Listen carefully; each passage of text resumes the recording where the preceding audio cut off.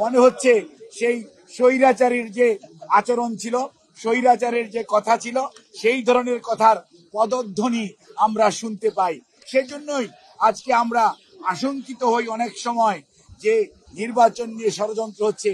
কেউ কেউ বলার চেষ্টা করেন প্রধান উপদেষ্টা মহোদয় তো প্রধান নির্বাচন কমিশনার নির্বাচন কমিশনকে বলে দিয়েছেন ফেব্রুয়ারির মধ্যভাগের মধ্যে নির্বাচন সম্পন্ন করতে।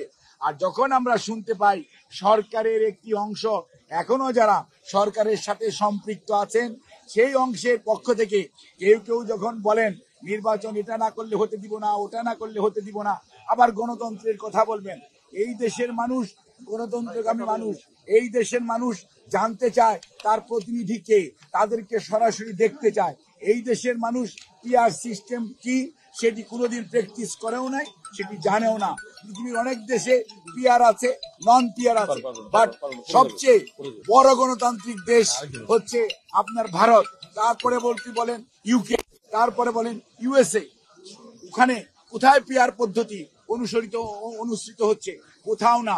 কাজেই মনে রাখতে হবে জনগণ তার প্রতিনিধিকে সরাসরি দেখতে চায়, নির্বাচিত করতে চায়, দায়বদ্ধ করতে চায় এবং তাকে জবাবদিহিতার আওতায় আনতে চায়। কাজেই কোনো অবস্থাতেই যারা পেছনের দরজা দিয়ে ক্ষমতার স্বাদ গ্রহণ করার জন্য চিন্তা ভাবনা করছেন তারাই হয়তো পিআর পদ্ধতির কথা বলে থাকেন, কিন্তু আমরা অত্যন্ত স্পষ্ট ভাষায় বলতে চাই জনগণের মনের ভাষা বোঝার চেষ্টা করুন। এই জনগণ বিগত প্রায় 8 সন থেকে 24 সন পর্যন্ত তাদের সরাসরি তাদের যে মালিকানা সেটা ফেরত পায় নাই। বিভিন্ন ধরনের নির্বাচন হয়েছে, আমি সেদিকে যেতে চাই না, কিন্তু আজকে মানুষের জন্য আকাঙ্ক্ষা হচ্ছে আমার ভোট আমি দেব, যাকে খুশি তাকে দিব, নির্বিঘ্নে দিব, নিঃশঙ্ক চিত্তে দিব। কাজেই যারা আজকে ধমক দেন নির্বাচন হতে দিবেন না, তারা কি ভেবে দেখেছেন জনগণ কি এটা চায়? জনসমর্থন কি এটাতে আছে?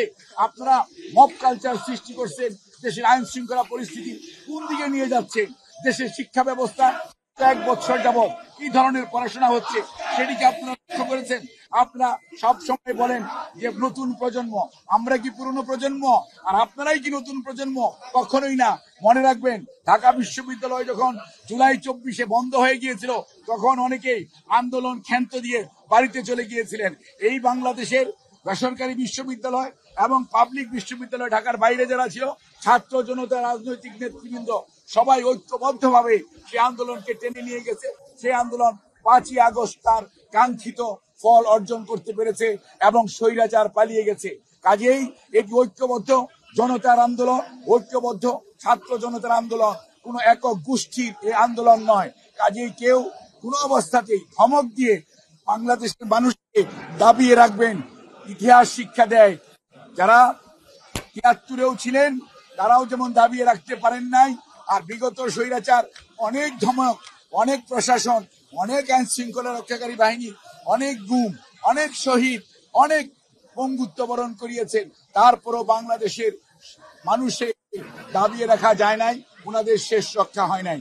কাজে আমরা বলবো আসেন আমরা সবাই মিলে ঐক্যবদ্ধভাবে যারা 24-এর যে জুলাই আন্দোলন এর সবাই একসাথে ছিলাম, একসাথে থাকি এবং দেশের মানুষের উপর দায়িত্ব দেই, তারা তাদের নেতৃত্ব নির্বাচিত করুক এবং সেই নেতৃত্বের মাধ্যমেই আগামীর বাংলাদেশ হবে।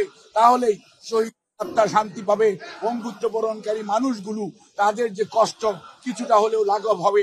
আমাদের এখন দায়িত্ব হচ্ছে সবাইকে সাথে নিয়ে আগামীতে এমন একটি জাতীয় নির্বাচনের পরিবেশ সৃষ্টি করা যেখানে মানুষ নির্বিঘ্নে তার ভোটাধিকার প্রয়োগ করতে পারবে, জনগণ বেছে নেবে তার প্রতিনিধি কে হবে। আমি আহ্বান জানাবো আপনাদের কর্মসূচি নিয়ে মাঠে থাকেন, ধমক দিয়ে থামিয়ে রাখা যাবে না নির্বাচন অভিযাত্রাকে।